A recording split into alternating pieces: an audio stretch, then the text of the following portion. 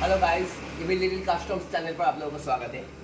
तो गाइस, जितने सारे ईएम मोटर्स का यूजर्स है तो उसका अगर रेगुलेटर का प्रॉब्लम हो, आरआर यूनिट यानी रेगुलेटर का रेक्टिफायर यूनिट, उसका ये वाला वीडियो मेरा डाला गया वीडियो देखोगे तो आपका काम करने का और भी आसान हो जाएगा।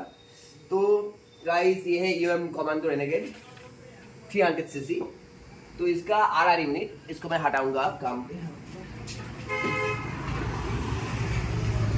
तो गाइस, ये था इसका आरआर यूनिट। तो इसका प्राइस 5000 के ऊपर है, प्राइस लगभग आप सर्च कर सकते हो। तो कस्टमर ने मेरे पास आया, उसका बैटरी चार्जिंग नहीं हो रहा था, 14 एम्पियर का बैटरी। तो इसको मैंने हटा के इधर बीच रॉयल एनफील्ड का रेगुलेटर डाला गया। इसका प्राइस है 1450 रुपीज़, 1450 रुपीज़। तो इसमें भी आपको डिस्काउंट मिल जाएगा शायद। तो गाइस, मैंने कनेक्शन कैसे किया मैं दिखा रहा हूँ आप लोगों को।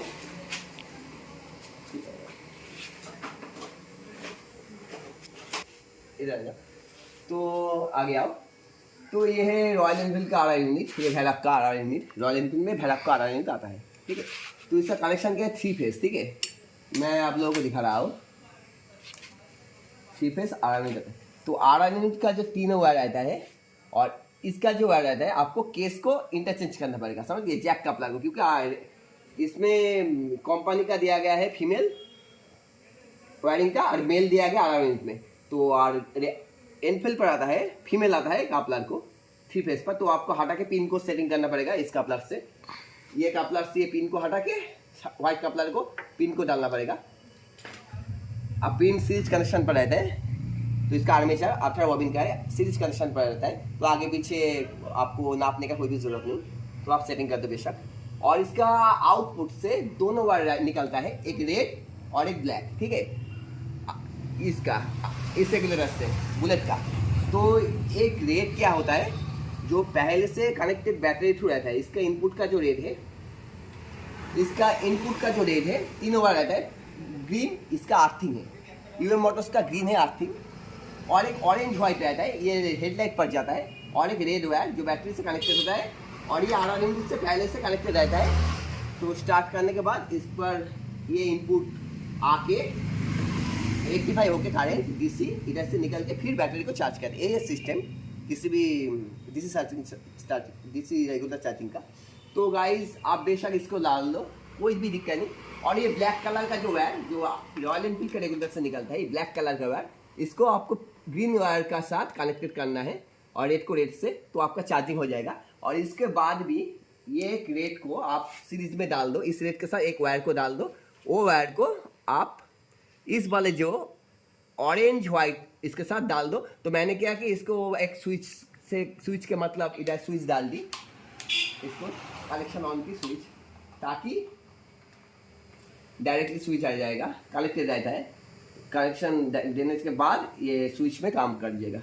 तो रेड को रेड के साथ, ब्लैक को ग्रीन के साथ, और ऑरेंज वाइट जो रहता है उसको रेड से पॉजिटिव वायर करके आप स्विचिंग करके फिर इस पर सेटिंग कर दो, तो आपका हेडलाइट भी हो जाएगा। तो इसको अगर आप चाहो तो इग्निशन की के साथ कनेक्ट करोगे वो भी चलेगा। मैं इसको ज़रा सा हटा के इग्निशन की के साथ कनेक्ट करने वाला हूँ, क्योंकि ये डायरेक्टली हो गया।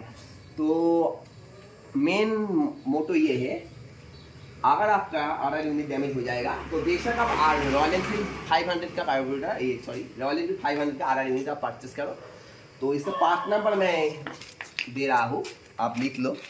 इसका पार्ट नंबर है RAC00079/B, RAC00079/B, 3 face RR unit 3 face, MRP 1450, ठीक है।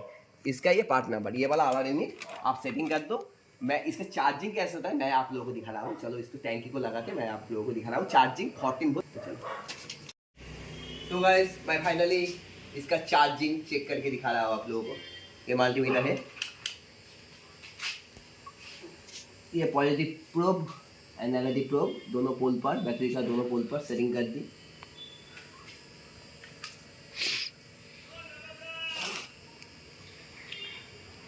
देखो, इसका चार्जिंग स्टार्ट नहीं किया, 13.22, ठीक है। अब मैं इसे स्टार्ट करूंगा।